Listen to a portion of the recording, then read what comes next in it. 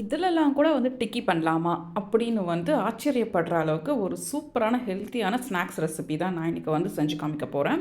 சக்கரவள்ளி கிழங்க வேக வச்சுட்டு இந்த மாரி வந்து தோல் உரிச்சு மசிச்சுக்கோங்க. 1 ஸ்பூன் மிளகாய்த்தூள், 1/2 spoon garam masala, 1 spoon chilli flakes, 1/2 lemon juice, 1 spoon இஞ்சி பூண்டு பேஸ்ட், கொஞ்சமா எண்ணெய் சேர்த்துட்டு 2 டேபிள் ஸ்பூன் அரிசி மாவு சேர்த்து 1 ஸ்பூன் சால்ட் சேர்த்துட்டு பொடியா கட் பண்ண கொத்தமல்லி சேர்த்து நல்லா வந்து பெசஞ்சு விட்டுக்கலாம். பைண்டிங்க்கும் அதுக்கப்புறம் வந்து கிறிஸ்பியாக வரதுக்காக தான் நம்ம வந்து அரிசி மாவு சேர்க்குறோம். நல்லா அந்த மாதிரி வந்து பிசைஞ்சிட்டு கையில் வந்து எண்ணெய் தொட்டுக்கிட்டு நீங்கள் ஒரே சைஸாக இந்த மாதிரி பேட்டிஸ் மாதிரி பண்ணிக்கோங்க. கட்லட் ஷேப்பில் குக்கி கட்டர் இருந்தால் நீங்கள் பண்ணிக்கலாம். எல்லாத்தையும் இந்த மாதிரி பண்ணி வச்சுட்டு ஒரு பேனில் பட்டர் சேர்த்து நான் இன்றைக்கி பண்ணுறேன். நீங்கள் வேணும்னா வந்து கீயில் கூட பண்ணிக்கலாம். எண்ணெயில் கீயில் எதை வேணாலும் மீடியம் ஃப்ளேமில் வச்சு 2 பக்கமும் வந்து அங்கே செவக்க வச்சு நம்ம எடுத்துக்கலாம். ஆல்ரெடி வந்து வெந்தது தான் அப்படின்றதுனால நிறைய வந்து அங்கே டைம் எடுக்காது. சிம்மில் வைக்கணும்னு அவசியம் இல்லை. மொறுன்னு கோல்டன் ப்ரௌனாக இந்த மாதிரி ஆனதுக்கப்புறம் எடுத்து நம்ம வந்து அங்கே சர்வ் பண்ண வேண்டியதான். மார்னிங் வந்து பிரேக்ஃபாஸ்ட் இல்லை வந்து அங்கே ஸ்நாக்ஸ் பாக்ஸ்க்கும் வந்து கொடுத்து விடலாம்.